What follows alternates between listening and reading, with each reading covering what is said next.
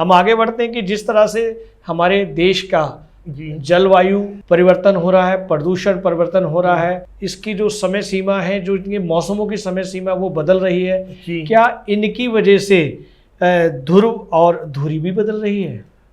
हाँ, बहुत फर्क पड़ रहा है। ये आपने बहुत गहरा प्रश्न पूछा है, जी। क्योंकि पृथ्वी का एक मास बैलेंस है। अगर सही मैंने कहा जाए तो जैसे हमारे शरीर का एक बैलेंस होता है, पैरों का अलग है, जी जी पेट का अलग है, सिर का अलग है, कंधों का अलग है, ऐसे ही हमारी पृथ्वी का भी बैलेंस बना हुआ है। वो बैलेंस बिगड़ रहा है क्योंकि जनसंख्या बढ़ रही है, बड़ी बड़ी बिल्डिंगें बढ़ रही हैं, समुद्रों में पानी बढ़ रहा है। ये एक तरफ से नहीं हो रहा, हर तरीके से हो रहा है। तो वो बढ़ने से उसका जो पृथ्वी का जो धुरी पे घूमने का वो है, एक तो वो स्लो हो रही है। ये साइंटिस्ट प्रूफ कर चुके हैं, नासा तक की रिपोर्ट आ चुकी है कि कुछ मिली सेकेंड्स कम हो रही है उसकी।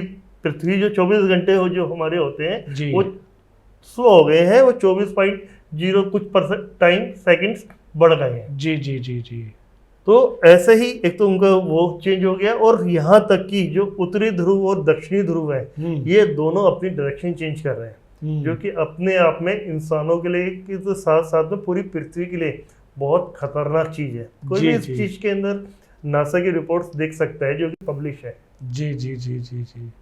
क्या इसके ध्रुवीकरण से और धुरी बदलने से जो हमारा टाइम टेबल है, जो हमारा समय है, जो हमारे दिन और रात हैं, जो हमारे महीने हैं, अंग्रेजी महीने हैं, उनमें भी परिवर्तन आएगा? बिल्कुल आएगा जी, हर हालत में आएगा।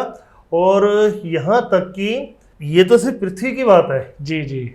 ओजोन लेयर खराब होगी, उससे पृथ्वी की ग्रेविटी बढ़ेगी।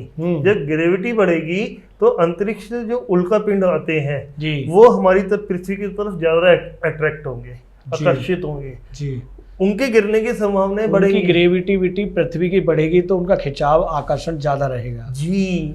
सच्चाई ये है कि ये जो जलवायु परिवर्तन हो रहा है, और या आप ये कह लीजिए कि धरती का टेम्परेचर बढ़ रहा है, समुद्रों का टेम्परेचर बढ़ रहा है, तो इससे पूरा का पूरा हमारा पृथ्वी का जो सिस्टम है वो ही बदल रहा है।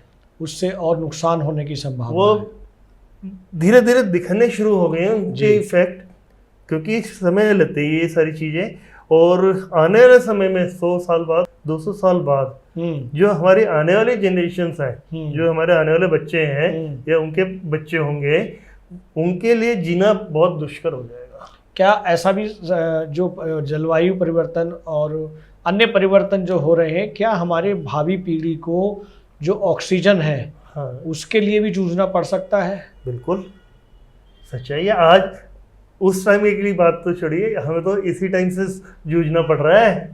ये मान के चलें कि हमारी भावी पीढ़ी को जिस तरह से आज हम पानी खरीद कर पी रहे हैं, उसी तरह ऑक्सीजन भी खरीद कर यूज करनी पड़ेगी। ये सच्चाई है। जब मैं छोटा था तो मेरे पिताजी कहते थे कि एक टाइम ऐसा आएगा कि जब हमें पानी खरीद के पीना पड़ेगा, और आज हम खरीद के पी रहे हैं जी। और कोविड के अंदर हमने ऑक्सीजन खरीदी है जी जी जी जी, क्योंकि कोविड जैसी बीमारियां हमने आज तक सुनी नहीं थी। तो कहीं ना कहीं चाहे वो मानव निर्मित है चाहे कुछ भी है, लेकिन पॉल्यूशन का भी इसमें बहुत बड़ा।